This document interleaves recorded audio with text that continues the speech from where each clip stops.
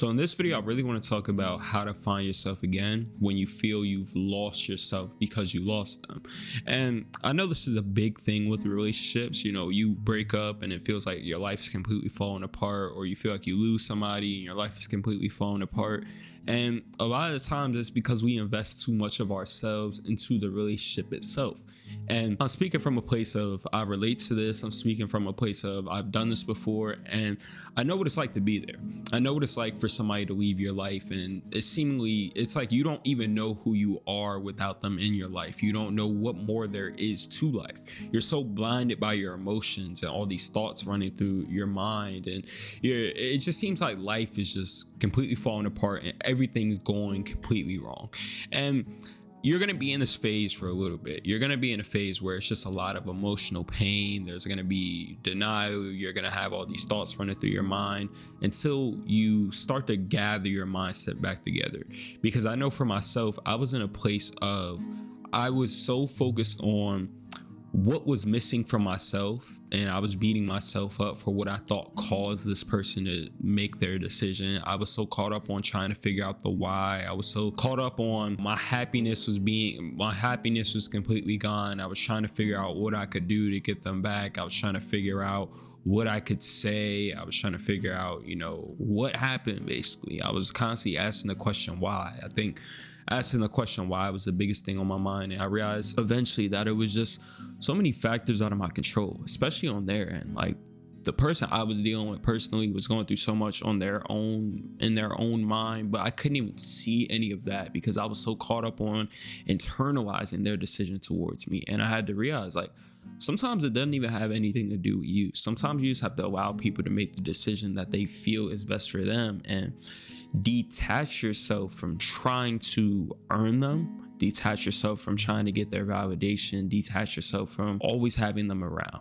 Because when you learn to detach yourself, then you learn to almost reach a place where you're okay with people and the decisions that they make towards you, because you understand that people are going to change. People aren't always going to like you. People's own fears, own challenges, own insecurities are at times going to take over and make them decide that they don't want anything to do with you, or that they're going to leave their life. And you may never get that closure or that exact reasoning as to what exactly led to their decision, and you have to be able to become okay with that, but also not invest so much of yourself into that relationship to the point that you lose track of the fact that you still have your life. Some of us, we've made our relationships the vocal point of our life, or the only purposeful or meaningful thing in our life, to the point that, hey, without them, we don't know what more there is to life. And that's why it's so important to have a life outside of your relationships, because our relationships aren't always guaranteed to be there. And this is why I emphasize so much learning how to be alone, because at times, at periods in moments in life, there's going to be times where you have to be alone. There's going to be moments where you're forced to isolate. There's going to be moments where you have to learn to face your thoughts and the negative parts of yourself that you don't completely love, your past, and what effect it's having on your present moment and your present relationships. Like, there's just going to be those moments. And that's why it's so important that we learn how to be alone. But I know for myself, I was in a very, very depressive stage of life. I was in a stage of life where I literally didn't know, again, what more there was to it. All I could see was the negative. All I could focus on was what I had lost. I couldn't see all the people I still had around in my life. I was just like, dang, I lost this one specific person, and it felt like my life was completely gone to shit. But it was until I finally came to the realization that, like, dang, I feel this way because I gave so much power to another person.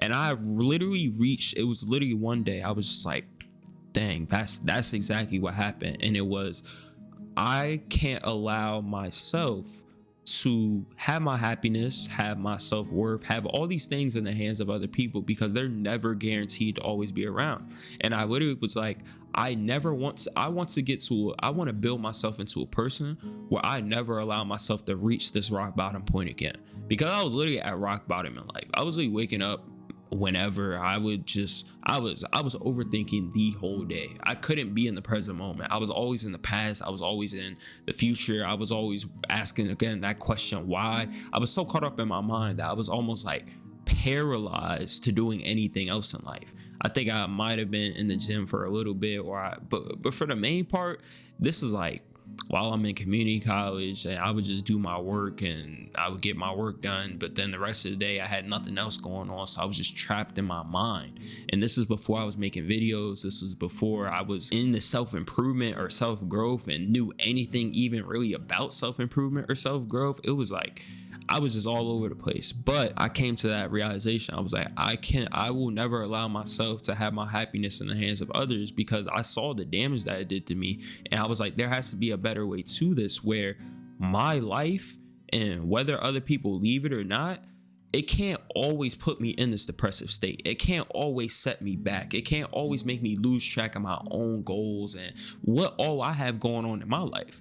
And this is why it's so important to have a relationship with yourself, but also have a life outside of your relationships. Because if you don't have your own personalized goals, if you don't have your own separate friendships and people who genuinely do love you and that you don't have to depend on, and that, you know, the more positives going on in life, to where your relationship isn't your only positive that you have, because you're going to lose people in life. People are always going to come and go in life, but you want to always be able to point to something else that's like, okay, I still have this. I still have this going on. I still have this I can focus on. I still have this that I'm preparing. I still have this goal that I'm going after, so that you're able to pivot your focus or the amount of focus that was on that relationship to, you know, other things in life, whether it's your friends, your family, spending time again alone with yourself.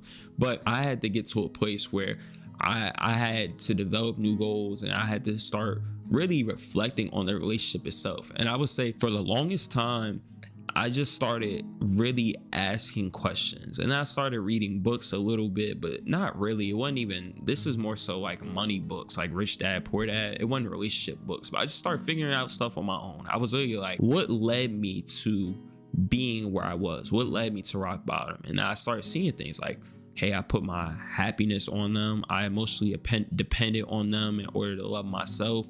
They made me feel enough. They made me feel worth it. Mind you, this is kind of the first girlfriend, not even girlfriend, like talking stage I had in a while, or that I felt was like actually serious and was going somewhere, to the point that for the longest time, I subconsciously was just like, oh, nobody really likes me. Oh, I'm ugly. Oh, all these different things, until I realized, dang, somebody took a chance on me. And I was like, dang, I finally have something I wanted for a long time. So I invested all of myself into it, and trying to always be the person who they wanted me to be, and all these different things. And so we don't realize we can lose track of our own goals. We could lose track of who we are when we get into relationships, because I think it's important to know that you were a person, or that you had purpose, you had value before this person even came into your life. I think that's what we lose track of. We almost feel like, dang, now I have this relationship. This is my sense of value. This is what my purpose. This is what makes me enough. Not realizing that before that person even came into our life, we already had value. We already were enough. And I had to get to a point where I was like, okay, I have to love myself because I love myself. I can't love myself because other people love me. And so I really started, you know, understanding life more, just maturing and just growing. I was like, you know, people really aren't always guaranteed to be around. So I can't become dependent upon people to feel some type of way about me, because people are going to fluctuate. People, again, their feelings, their fears, their insecurities, they're going to go up and down. You can never predict them. And so I realized I had to understand who I was, because I knew who I was, because I had to get to a point where, hey, if this person decided to leave my life, I still felt confident and good about who I was, or I still knew I was enough. I still knew their decision towards me wasn't going to completely shoot down my confidence and my self-esteem. And so I started validating who I was. I started accepting myself for who I was. I started gaining connection back with who the real version of me was. I feel like at times I was doing things just to do them for the sake of the person. I was becoming who I thought they wanted me to be. I was being a very people pleaser. I was being a person who didn't have standards because I thought that would just satisfy them. I was being a person who I was going above and beyond in order to keep the relationship intact, basically, or keep the situation intact, basically. But I had to realize, like, I gotta set standards. I gotta set boundaries. I gotta have respect for myself, because if I'm living my life constantly trying to satisfy somebody else, they're not always guaranteed to be satisfied. And if I revolve my life around always trying to people please, always trying to make the right decision, always trying to be who they want me to be, one, it'll cause all of this anxiety.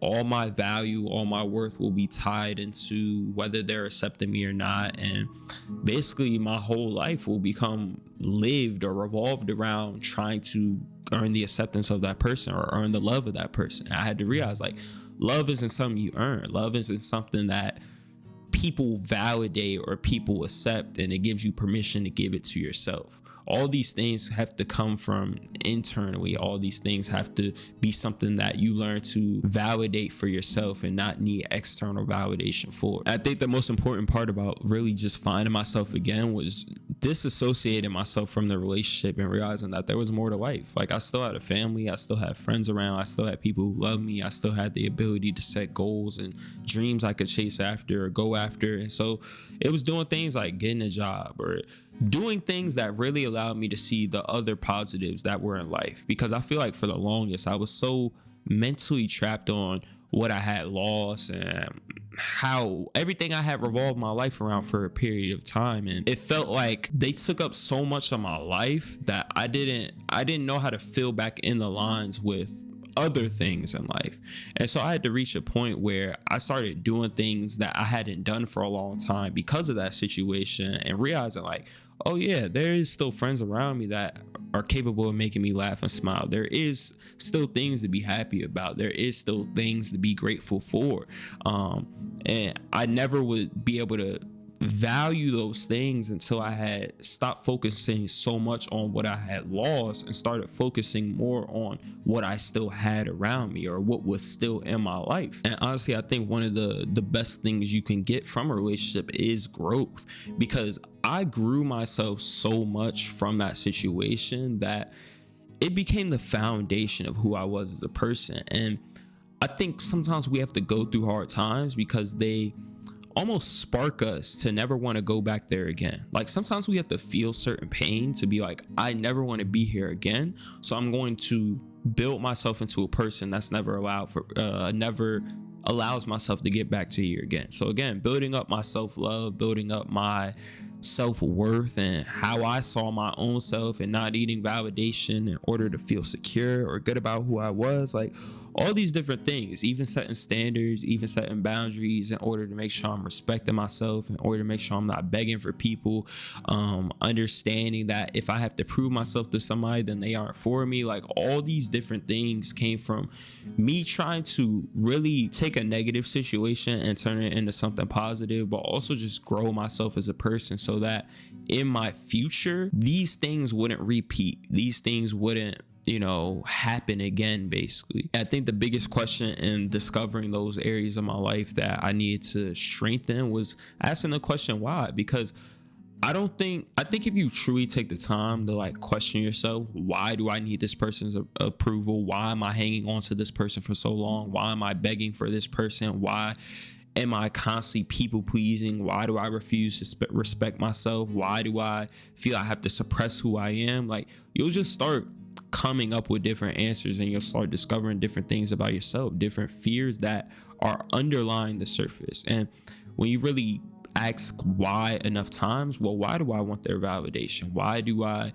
constantly suck up to them? Why do I constantly feel I can't express myself? And then you'll discover things like, oh, I'm afraid of being alone, or I'm afraid of not being good enough for them. Well, why do you need to be good enough for them? Because they're the only person that ever made me feel like I was good enough, or they're the only person I've ever been in a relationship with. Like, you just start discovering different things when you start questioning things. And I think that's going to look different for everybody's situation. But I think you have to also just reconnect with yourself and what you actually enjoy in life, because sometimes again we get so caught up in being who they want us to be and doing certain things just for the sake of that relationship and satisfying it, that we actually never consider what we wanted to do. We never consider who we are and what we actually enjoy for ourselves. It's like we lose track of, again, our own goals, our own hobbies, our own relationship with ourselves, because we invest all of ourselves into that relationship or into that person and being who they want us to be, or just